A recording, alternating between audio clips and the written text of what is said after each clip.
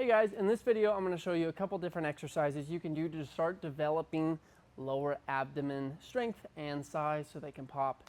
You can look sexy on the beach, I guess. But one of them is a plank, believe it or not.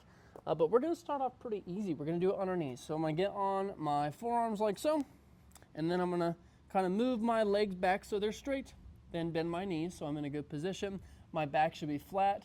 My butt shouldn't be back in the air. I shouldn't be rounded like a turtle. I'm just kind of neutral. Now, I want to make sure I'm neutral with my upper back, but I'm not arched like this. I actually am trying to do quite the opposite. Trying to have a neutral upper back and a posterior pelvic tilt. What I mean by that is my hips could go three directions. They could be neutral. I could do an anterior pelvic tilt where I stick my belly out and my butt has gone forward, or I could do a posterior pelvic tilt. So an anterior pelvic tilt, my hips are in a little more flexion, and my spine, my lumbar spine, is a little more extension. With a posterior pelvic tilt, now my hips are extended and my lumbar spine is flexed. To do that, I had to engage my glutes and my lower abs, right? Or my hip extensors and my lumbar flexors. But one of them is lower abs. So what we're gonna do, come back down, get on our forearms, straighten the legs, bend the knees. Posterior pelvic tilt. One cue that I'll often use with people, I'm going to show you my butt, sorry, is think about if I had a string on my tailbone and it dropped down through my crack to the ground. When I do an anterior pelvic tilt, that string should come off the ground. When I do a posterior pelvic tilt, it should touch the ground. So we're trying to put as much of that string on the ground as possible. Sometimes I even think about try to put your tail, if you had one, in between your legs.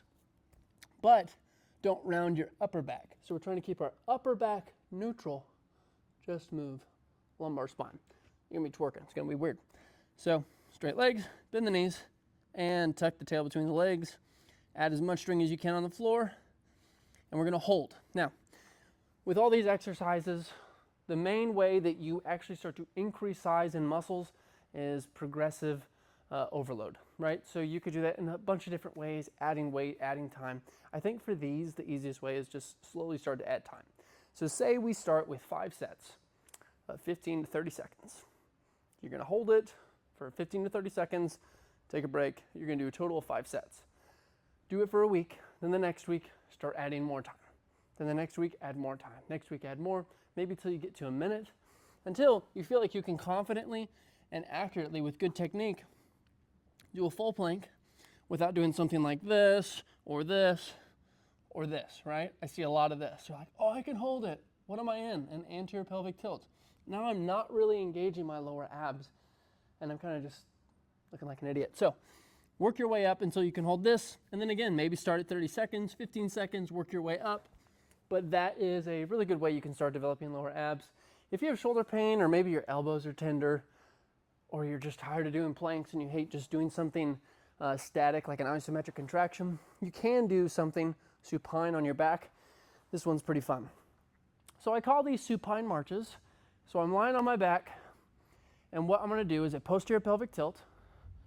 So I'm pushing my lower back into the ground. You know, if you're in a more anterior pelvic tilt, if you have more space, and I can put my hand under your lumbar spine, right? So if I'm like this, my hips are tilted forward, my lumbar spine is extended, but that's not what I'm trying to do. I'm trying to engage my lower abs, flex my spine, extend the hips a little more. So while we're doing this, just maintain contact with the ground with your lower back. Don't smash it. Whenever we're doing exercises, we should always be able to breathe. The fact that I'm having a conversation with you while I'm doing this video lets you know that I am adequately contracting muscles. I'm not over contracting them. So I am doing a posterior pelvic tilt, spine is on the ground. We're gonna do option 1. We're just gonna march. Alternate each leg, and I'm making sure when I come up, I don't lose contact with the ground. Just maintaining contact with the ground. Up next, option 2 is we start at the top and we go down. Not too shabby. Option 3, now we do both legs. Come all the way down, touch the ground, come up. Maintain contact with the ground, and up. Option 4, one leg goes down, don't touch the ground. Extend it, bend it, come back up. So come down right before the ground, extend it, hover over the ground, keep contact with the ground, bend it, come up. Option 5 is both. Come down, extend, bend, and up. Obviously, I'm still working on that one, but there's a bunch of different ways you could progress it. You could hold a med ball between your feet when you're doing those. A ton of different ways you can start to work on lower abs, but I think those two options, planks and supine marches, are the best ways to start strengthening them without getting a whole bunch of different compensations in different areas. You just want to make sure that you're actually engaging your lower abs and you're not just using your hip flexors. A lot of times, if you're in an anterior pelvic tilt and you're like doing something like a crunch, you're actually probably just using more of your hip flexors than you are your lower abs. So those are a couple ways you can start to target your lower abs instead of just training your hip flexors and look sexy this summer on the beach.